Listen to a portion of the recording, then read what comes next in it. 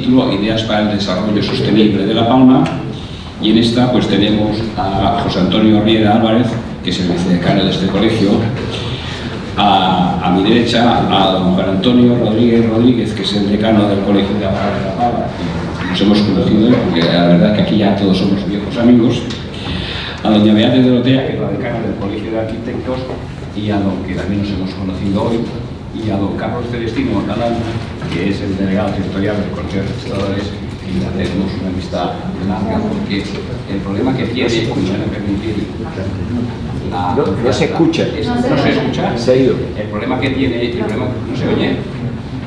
Es que a veces no tiene batería. Ahora. Pues el problema que tiene esta isla, que aquí en cuanto conoces a alguien más de 5 minutos, se te convierte en un amigo para toda la vida, y de los que echas, mira cómo hicieron por aquí, este tipo de cosas. Bien, dicho esto, ¿se me ha vuelto el micrófono? ¿Se sigue oyendo? Cámbialo, a lo mejor que si cambia el micrófono. Pues dicho esto, no se oye. A ver, es que este se ha muerto.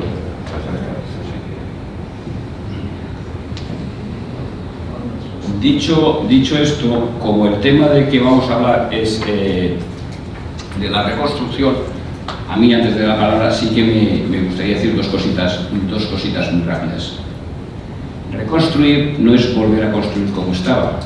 Reconstruir es construir algo mejor.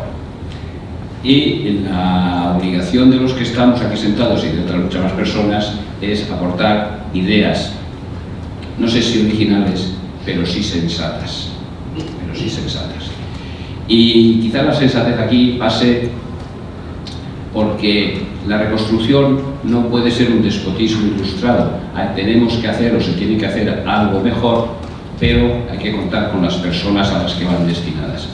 Hay que contar con sus preferencias, con sus formas de vivir. Todo el mundo no lo vivimos igual, todo el mundo no tenemos las mismas necesidades, todo el mundo tenemos las mismas inquietudes, y por tanto está muy bien reconstruir, pero si no tenemos en primer lugar y en el centro de esta reconstrucción a las personas a las que va destinado, pues a lo mejor el resultado será, es posible que incluso vistoso, pero tendrá grados de tristeza para estos ciudadanos.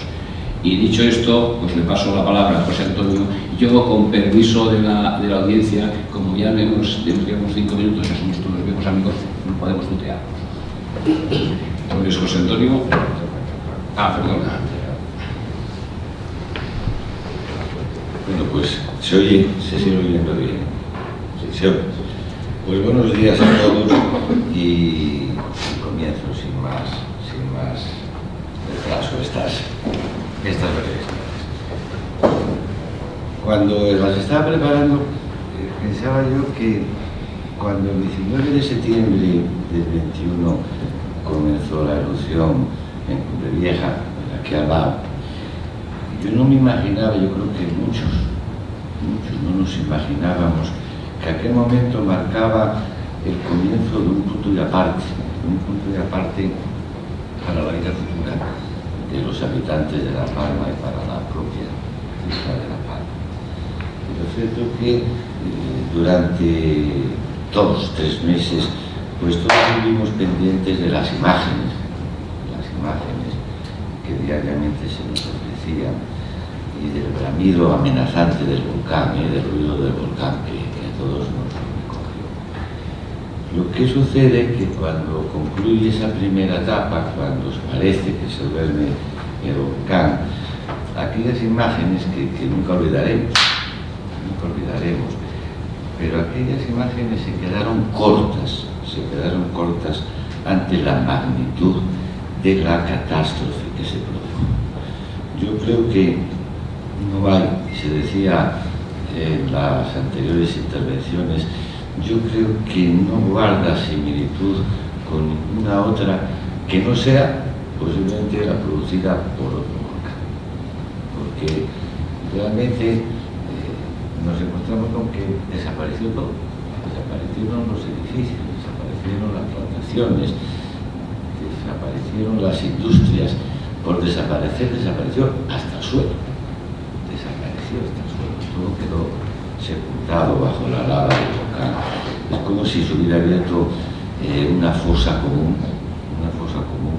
a donde fue a parar todo, en un amasijo que es irrecuperable. Está perdido y es irrecuperable. Pero se perdieron los derechos, se perdió todo lo que se tenía y quedó sustituido por un páramo de lava que en este momento es impracticable, es intransitable, probablemente pase mucho tiempo hasta que se pueda adoptar otras medidas sobre la lava. Claro, el problema que nos estamos planteando y que batía ya las primeras intervenciones es que si también podemos admitir que quede sepultado el futuro de las personas y el futuro de la isla de La Palma. Y a esa respuesta hay que decir en primer lugar que ese futuro ya no depende inmediatamente del volcán. Esa respuesta exige decir que el futuro depende ya de las personas y depende de que se encuentre una solución integral y de futuro que genere confianza y optimismo en el porvenir de la isla. En mi opinión, se necesitan medidas ágiles, medidas inmediatas y medidas duraderas. Por tanto, y aquí esquematizo brevemente 4 o 5 puntos que resumen un poco lo que pienso y lo que aprendí en esta temporada.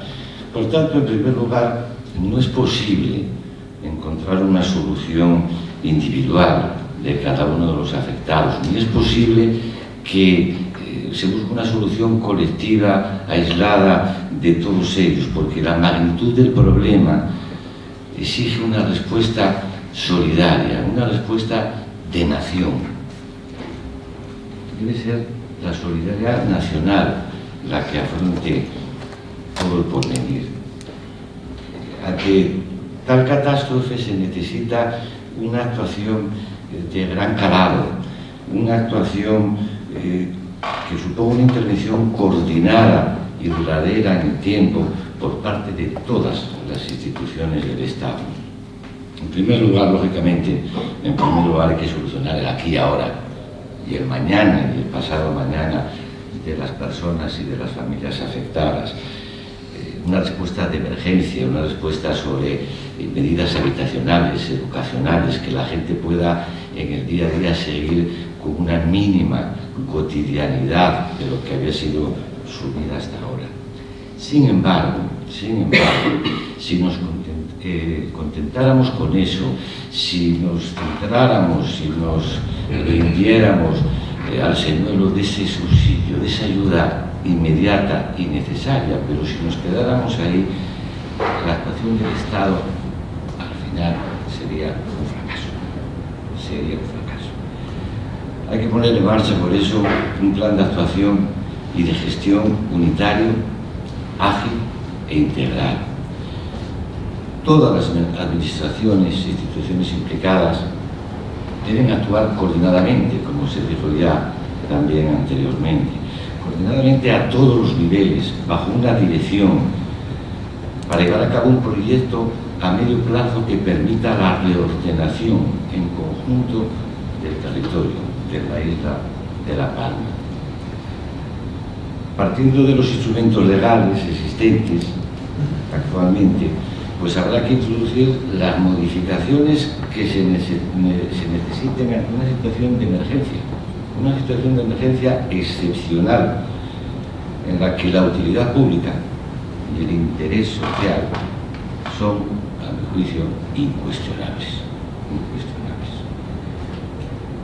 Entre esas medidas, como decía Paco Cantos, claro que hay que contar con las personas, tanto individual como pueblo, y ver la idiosincrasia, las costumbres, y si para ello es necesario, dentro de la ley, habrá que buscar medidas que compaginen esa posible eficacia con agilidad y con garantía y seguridad jurídica.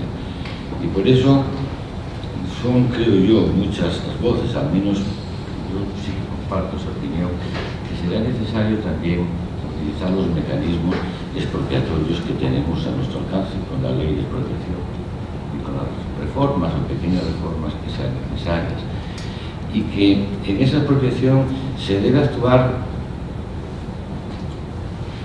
en primer lugar sobre el suelo cubierto, sobre ese suelo yermo de lava. ¿Por qué? Porque garantizará que si no se puede practicar la vida diaria, se garantizaría también la protección de los valores ambientales, de los valores paisajísticos, científicos, que esa nueva realidad tiene. Incluso se posibilitaría que en el futuro sea una fuente importante también en la actividad turística de la isla, pero eso no es posible hacerlo si no hay una actuación eficaz del Estado. Pero en segundo lugar, sería necesario también actuar, si se precisara, sobre aquel suelo que no se vio afectado por el volcán, con la finalidad de poder reordenar, transformar en la medida que se necesite, determinar nuevos usos, ofrecérselos a las personas, a las familias, a los damnificados, crear infraestructuras, terrenos habitacionales, núcleos de población, si es necesario, soluciones arquitectónicas que respeten la tradición, que respeten el ser realmente de La Palma, terrenos dotacionales, agrícolas, para establecimientos industriales, y todo eso, contando efectivamente con la voluntad de los interesados, permitiéndoles que puedan plantear su proyecto de vida futura a través de nuevas viviendas, de nuevas iniciativas empresariales, familiares, o también que por sus condiciones, por su edad, en fin, por lo que sea, puedan verse resarcidos económicamente y que puedan, en el tiempo preciso, pues estar viviendo con dignidad, reconociéndoles sus derechos como personas y como vecinos. Si a todo eso se une unas buenas medidas fiscales que fomenten el arraigo de la población, si se incentiva la inversión, si se permite la recuperación del tejido productivo, seguro que se llegaría a buen puerto. Se mantendría la población, se mantendría la isla, porque aunque se localizó el problema aquí, donde estamos, esta es la magnitud que de no solucionarse arrasaría a medio plazo, en buena medida, con toda la vida en la isla de La Palma. En definitiva, y con esto concluyo, se trata de garantizar un futuro.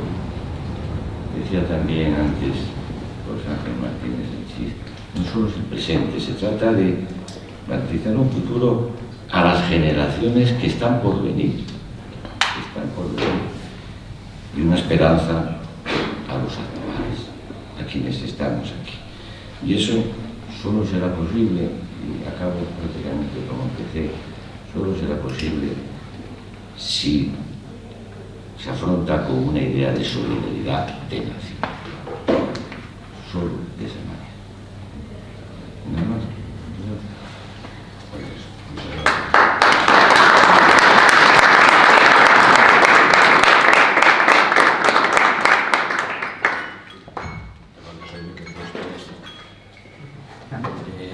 Pues muchas gracias a ti, porque además te has ajustado mucho al tiempo y porque has dicho, muy bien dicho, lo que yo pienso sobre este tema.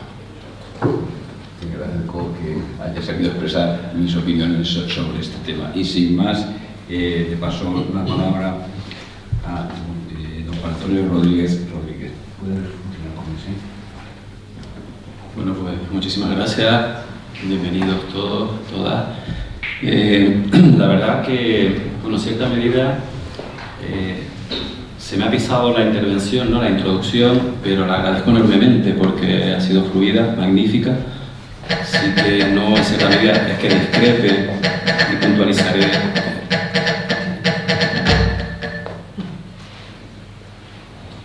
En cuanto a expropiación o la posibilidad de expropiación, que también lo he debatido en cierta medida, no como me gustaría con Alfonso Caballero, pero bueno, sí sirve para hilar con continuidad, creo que al desarrollo de mi mini ponencia y la de los que me seguirán a continuación. La realidad jurídica tremendamente compleja, ¿no? Eso nadie se le escapa de los que estamos aquí como profesionales del mundo del derecho. El abanico de problemática, de aplicación de los principios de legalidad y del marco normativo, pues ha desbordado en cierta medida la realidad fáctica, ¿no? del Valle de Aridane y de la isla de La Palma.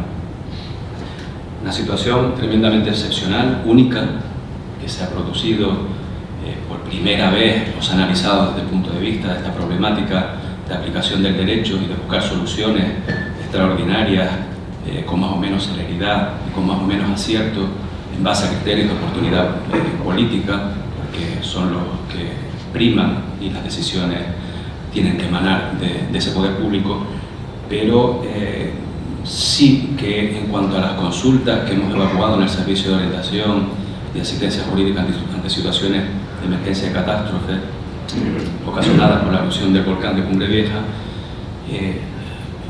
se plantean numerosas circunstancias que quedan al margen del decreto 1/2022, ¿no? En un principio las planteamos por vía de intentar buscar un consenso de interpretación en sentido amplio, que es el que debería de haberse dado a la dicción literal del Real Decreto Ley 1/2022, pero en ese primer momento no se atendió esas reivindicaciones que se mostraban desde el servicio y que apoyaban íntegramente el Colegio de Abogados de Santa Cruz de La Palma y del propio Consejo Canario de Colegios de Abogados. ¿Por qué digo esto? El comisionado dijo con anterioridad, sacó un informe elaborado por Alfonso, no he tenido la oportunidad, ya me hubiera gustado que Alfonso me lo hubiera repetido, seguro que conociéndolo comparto su integridad, pero creo que se sigue limitando las comisiones que se han creado a puntos concretos y a una casuística concreta que se le plantea de forma puntual y se obvia la generalidad, ¿no? Se habló de un derecho real, el derecho real de usufructo. Hay muchísima más casuística, hay muchísima más compleja y generalizada que esa que puede ser. El propio comisionado dijo que 20 viudas, dijo,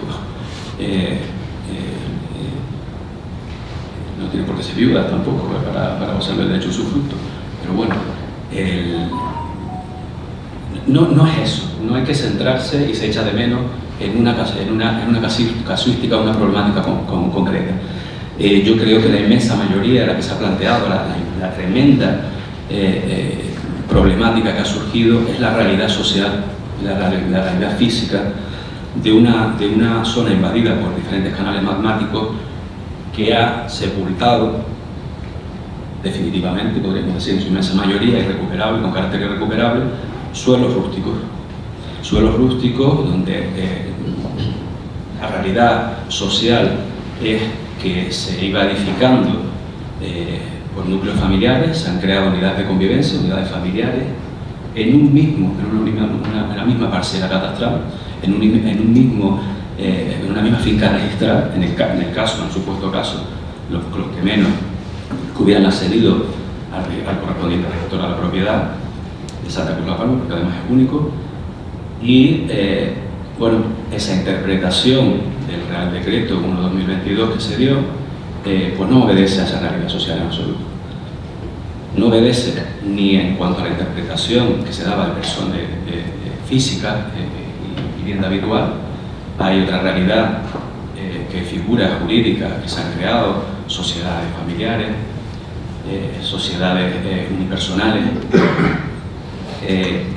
viviendas de unidades familiares que pues, no se hizo por el motivo que fuera la declaración de obra nueva, viviendas unifamiliares de varias plantas que no tenían no solo la declaración de obra nueva, sino obviamente no tener la declaración de obra nueva, la división horizontal, pero la realidad es que en un mismo inmueble, por decirlo de alguna forma, convivían 2, 3, 4 y hasta 5 unidades familiares. ¿Qué es lo que pasa? Que cuando se hace, o qué es lo que pasaba, que cuando se hacía la primera reclamación, como dijo efectivamente el comisionado, la que se atendía era el que podía acreditar la titularidad dominical del inmueble y que acreditaba a su vez, de alguna forma, o por el medio que pudiera, que constituía el domicilio habitual.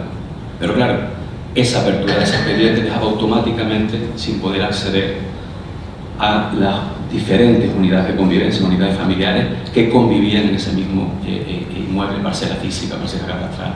Eso se ha aplicado por activa y por pasiva desde el Colegio de Abogados, desde el servicio, y ni siquiera se ha atendido. Echamos de menos esa falta de diálogo entre colegios profesionales, esa falta de diálogo con el colegio notarial por parte de la administración. Son colectivos profesionales que han realizado una labor encomiable, una labor impagable por medio de diferentes profesionales jurídicos, los notarios adscritos al servicio específico y especial de las delegaciones que se han aperturado en el Paso de los Llanos de Tazacorte, en el caso que a mí me toca, el Colegio de Abogados, el Colegio de Registradores, pero no han tenido correspondencia con las diferentes administraciones, con los diferentes grupos de trabajo que se han creado, no se han hecho suyas, entiendo, salvando los debidos respetos, por las diferentes administraciones. Es obvio que la dificultad prima en criterios de oportunidad política, como dije antes, hay prioridades, pero hay manifestaciones públicas del propio consejero donde se ha dicho, obviamente, con razón y con acierto, que se puede discutir o no, que la prioridad es el uso habitacional. Pero una cosa es la prioridad y otra que no se desarrolle un plan general, un plan específico de actuación simultáneo a esa búsqueda de soluciones habitacionales de personas que han perdido su vivienda habitual. Y esa es la realidad. La realidad es que ha pasado un año, esa prioridad absoluta de dedicación y de concienciación de que hay que poner soluciones, que buscar usos habitacionales, pues llevamos un año y la realidad es que no ha existido. O al menos vamos a dejarlo que no se ha materializado. O al menos no ha cumplido las expectativas que se esperaban de ese plan que gozaba de una preferencia sobresaliente dentro de las actuaciones dentro de las diferentes administraciones públicas.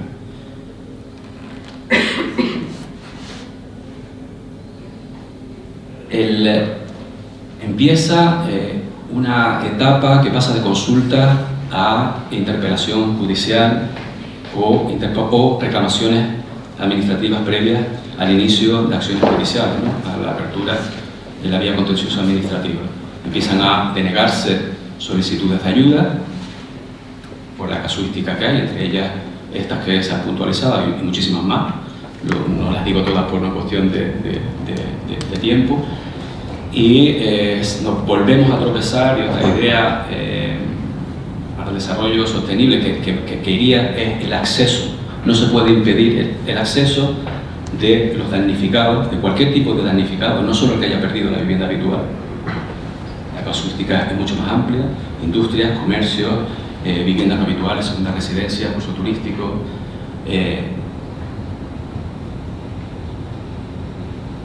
A los recursos que prevé el Estado de Derecho, que no son otros que el derecho a recurrir una resolución administrativa, primero en vía administrativa, potestativa, y después, si a su derecho conviniera, en el correspondiente orden jurisdiccional, en este caso, pues el contencioso administrativo.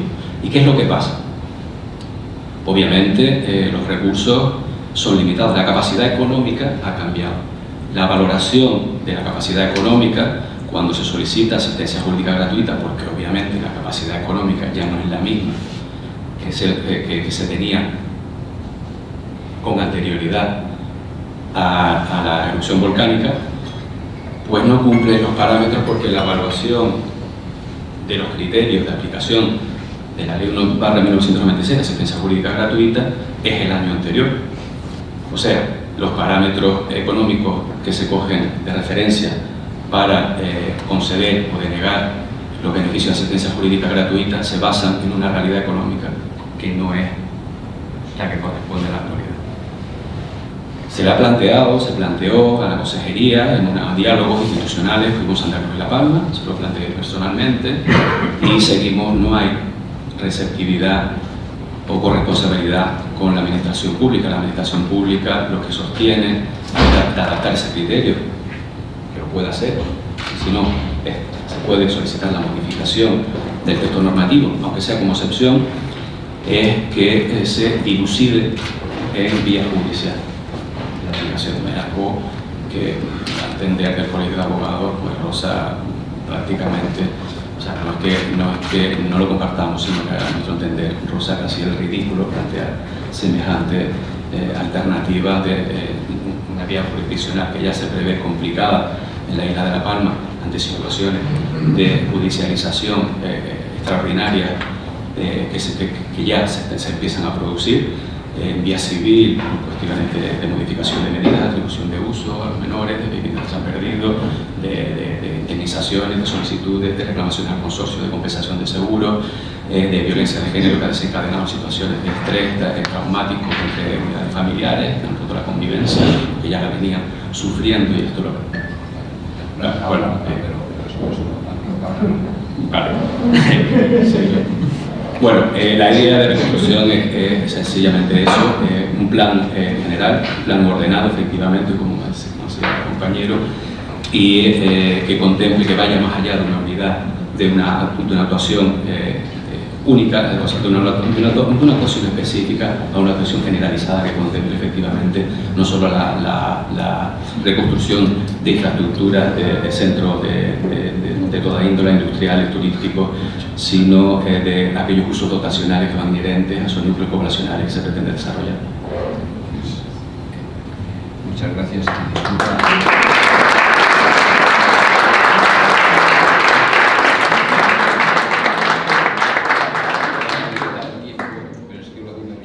Sí, sí, entiendo que es una situación muy compleja y poco tiempo y en esa situación de media hora y me cayó la del grupo. No hay problema ninguno.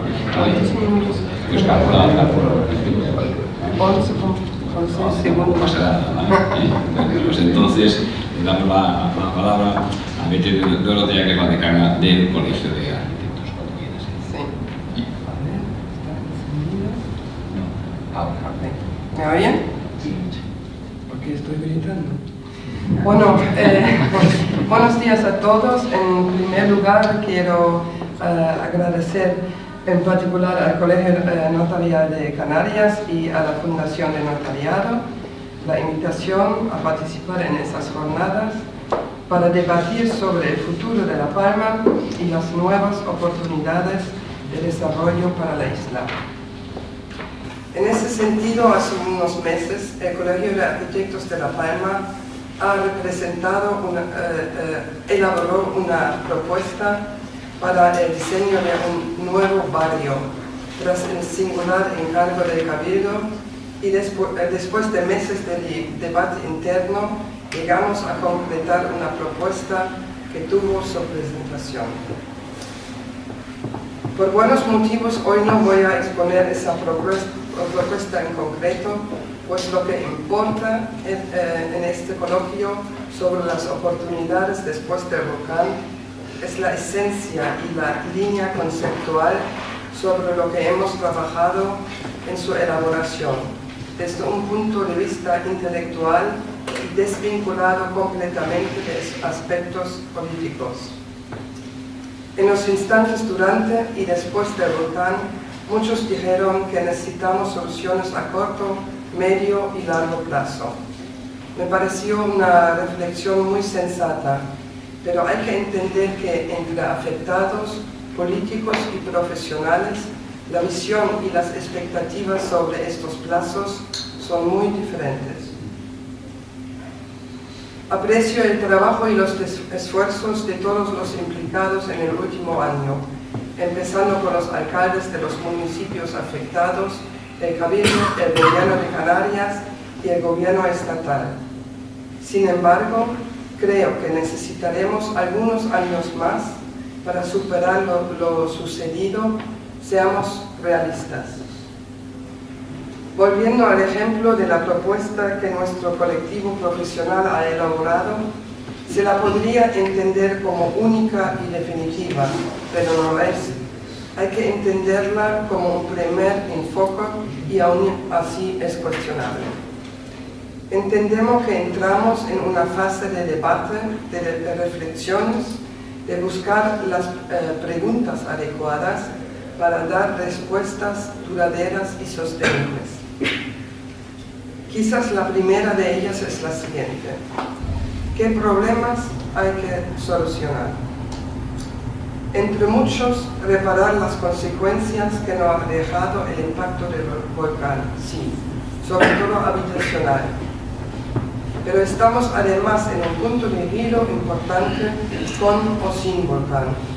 El cambio climático que ya no nos va a permitir vivir y trabajar como estamos acostumbrados. Y últimamente la guerra de Ucrania nos está dando otras lecciones a las que tampoco podemos cerrar los ojos: la dependencia de los combustibles fósiles. Hoy estamos aquí para aportar ideas para un desarrollo sostenible, pero ¿de qué hablamos cuando hablamos de sostenibilidad?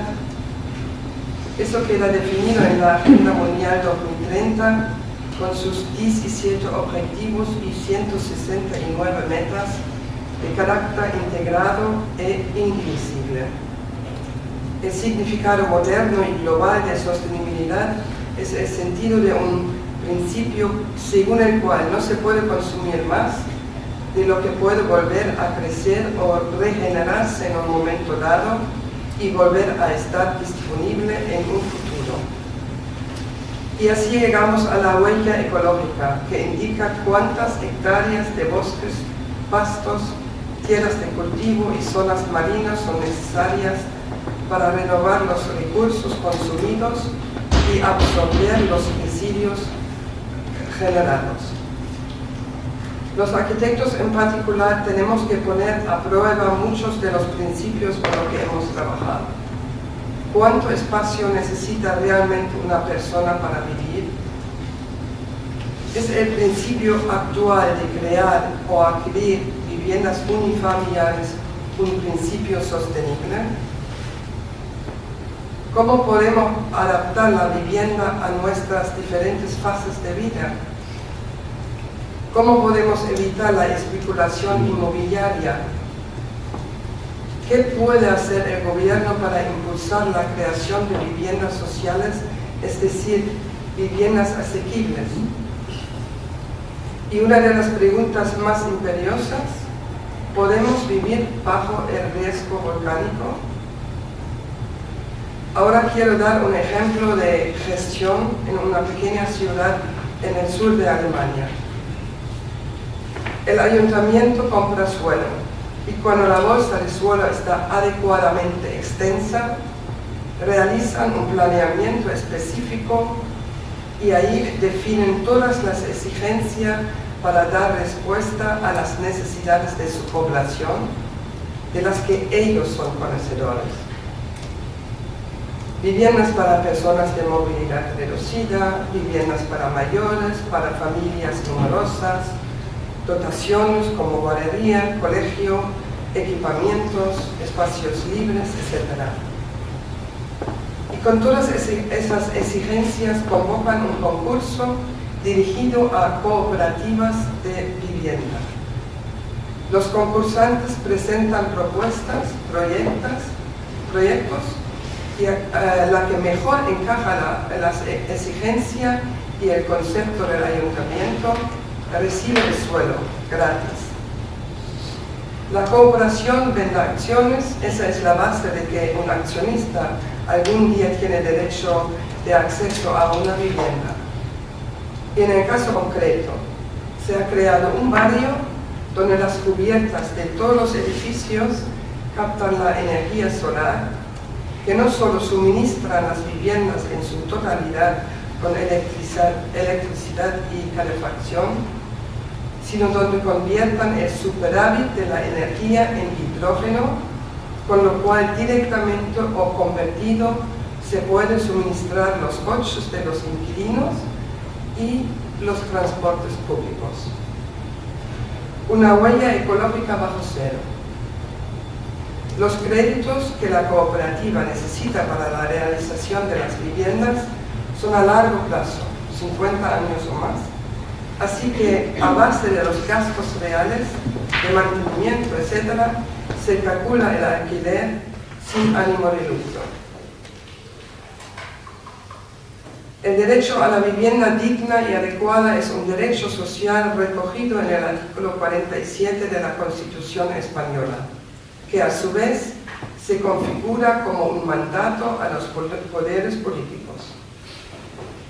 Pero para todo esto necesitamos una planificación en toda regla, hecho por los grupos de expertos que hacen falta y con la participación de la población. Ahora, con esta articulación imperante de la naturaleza que nos ha mostrado el volcán, tenemos que recordar lo que ha explicado Humboldt hace más de 200 años. La Tierra es un organismo vivo en el que todo está interconectado. Es un cosmos en el que todo, desde lo más ingenioso hasta lo más grande, está interconectado, y en que el hombre no es la corona, sino parte de todo.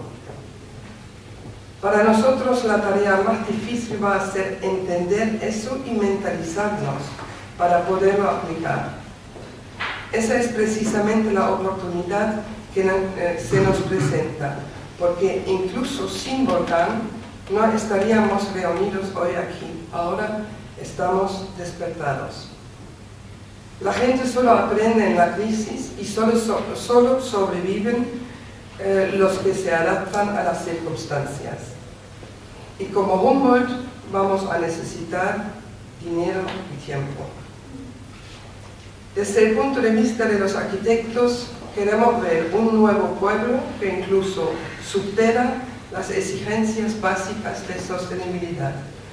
El manejo consciente de los recursos, empezando por los materiales de construcción, el manejo de recursos como el agua, la generación de energías renovables, la producción de biogás e hidrógeno.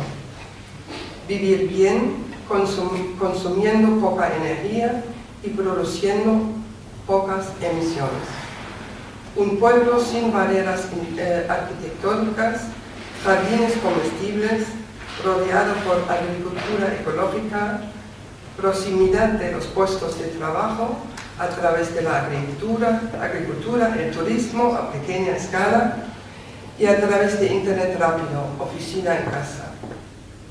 Fortaleciendo la comunidad, la convivencia, empoderando a la gente en lugar de tutelarles. Smart City. La clave será desarrollar una estrategia innovadora, integral, que da respuesta a las exigencias de nuestro tiempo actual y en el futuro. Yo personalmente estoy convencida de que debido a todos los problemas a los que tenemos que hacer frente hoy en día y que fueron creados por nosotros mismos, tendremos que dejar este ciclo predominado por la individualidad y comenzarán más tarde o más temprano tiempos predominados por la solidaridad. Necesitamos nuevos conceptos con los que podemos solicitar y recibir subvenciones europeas a través de ideas innovadoras. Es el momento. Ser un referente a nivel insular, a nivel del archipiélago, estatal y europeo. Muchas gracias.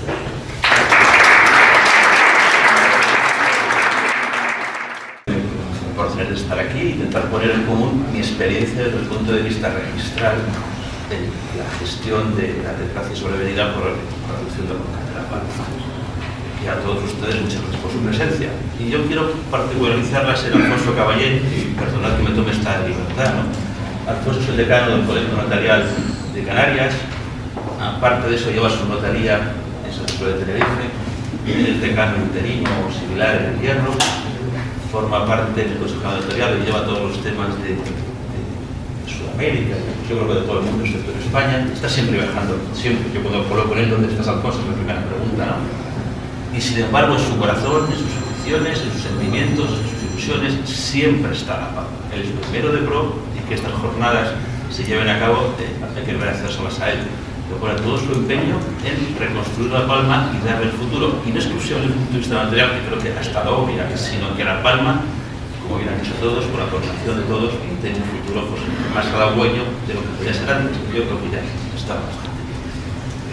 Bueno, yo quiero empezar a contar mi experiencia, la experiencia que yo he vivido desde el momento en que se sufre la erupción, y a partir de ahí yo voy a intentar llegar, yo sí que la tengo, por lo menos en parte, cuál debe ser el camino para crear un futuro para La Palma. Desde el momento que sufre la erupción del volcán, nuestra directora nos convoca, Sofía Puente, y formamos parte inicialmente en 6 secciones del Estado. Está notariado, estamos nosotros, está Catastro, está la Policía del Estado, jueces, magistrados, y ver qué podemos hacer, qué es lo que tenemos que hacer, ¿no? Y bueno, empezamos a pensar cuál es el camino. El primer camino, evidentemente, son las indemnizaciones, ¿no? Y yo quiero hacer una labor corta pero pedagógica. Mis amigos normalmente no suelen ser de este mundo jurídico y entonces muchas veces no entienden nada.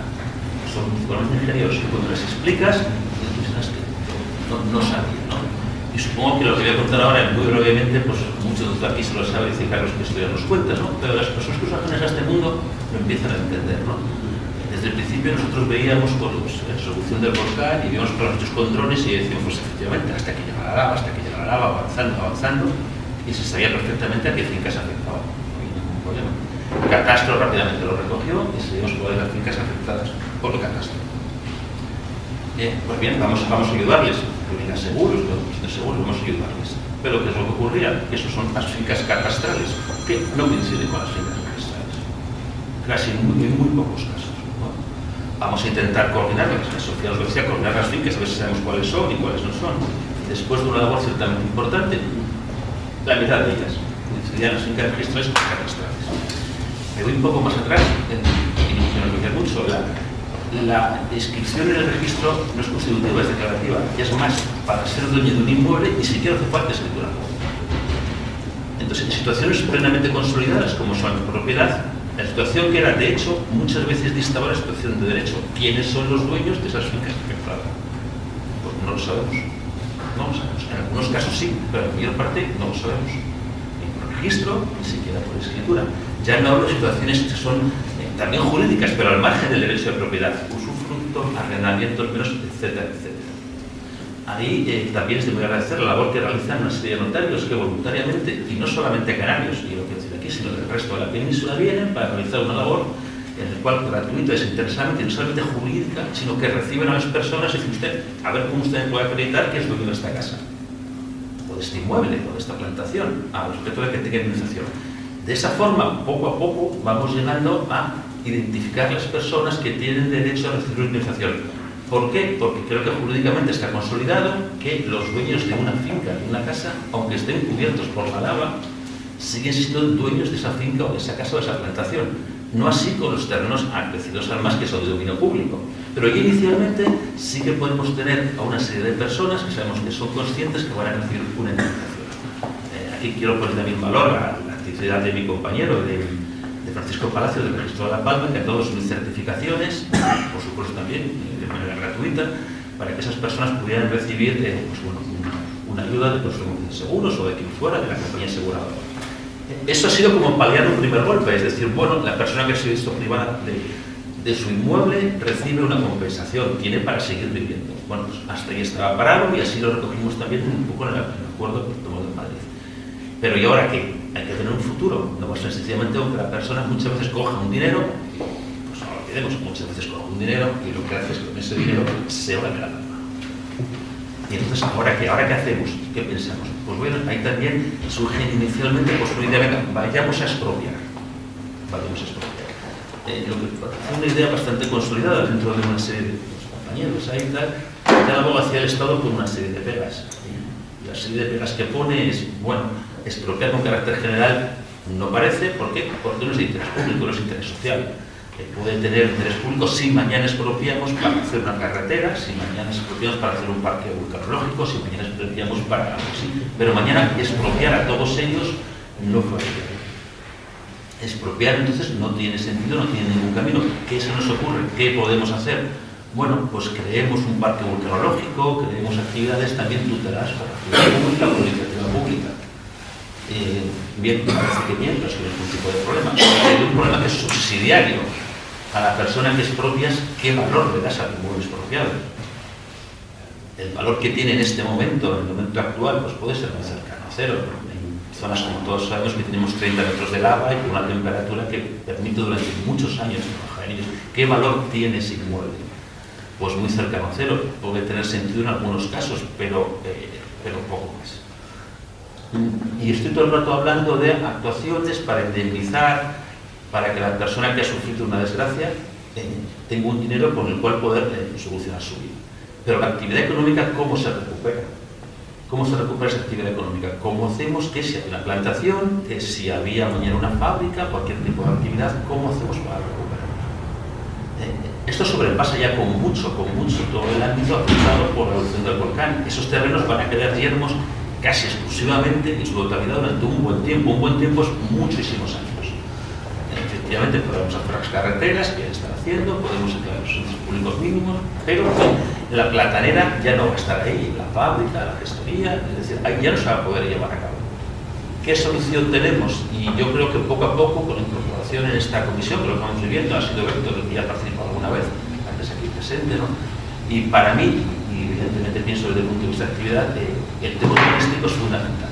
Ya empezamos a hablar desde el principio, bueno, es necesario hacer una reparcelación, afectando a no sé qué terrenos, pero sin terrenos nuevos donde esa plantación se puede llevar a cabo, y se puede llevar a cabo la plantación física, jurídico, urbanísticamente, más imposible. Sin terrenos nuevos para hacer nuevas edificaciones es lo mismo. Es decir, yo creo que es el camino, y coincido plenamente con lo que viene a decir Alfonso, ¿no? Esto tiene que ser una nueva actuación, no solamente por la zona afectada, sino para toda la isla.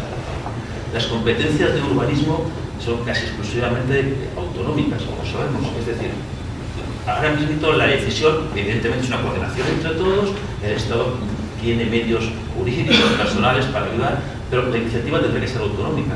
Si en la comunidad autónoma, cabildo, ayuntamientos, etcétera, etcétera, no proporciona terrenos para que se lleven a cabo esas actividades, difícilmente se van a llevar a cabo. Difícilmente se van a llevar a cabo. Y ahí creo que tiene que ser un poquitín el espíritu que proponen estas jornadas. Es decir, yo creo que necesariamente se deben llevar a cabo esas actividades, las iniciativas a la comunidad autónoma. Pues bien, y yo ahí sí que soy positivo, se han hecho muchas cosas mal, pero es el momento. Tengamos en cuenta también que es una isla, como es una isla, tendremos que atraer actividad y dinero, no solamente de otras partes, como puede ocurrir en la península, se tendrá que ser dinero que venga de fuera, solamente vendrá de fuera si proporcionamos un terreno con buenas condiciones, no solamente urbanísticas, sino también desde tipo fiscal, desde tipo laboral. Es decir, hay que hacer un plan para toda la isla, basado en el urbanismo y basado en temas fiscales, de manera que atraigamos inversión donde se pueda localizar y que todas aquellas actividades económicas que ya han cesado los terrenos afectados, pues puedan llevarse a cabo lo mismo. Y con esa idea de solidaridad y también con esa idea de optimismo, yo creo que si somos capaces de ese camino, La Palma pues, tendrá un futuro en el cual evidentemente queremos. Gracias.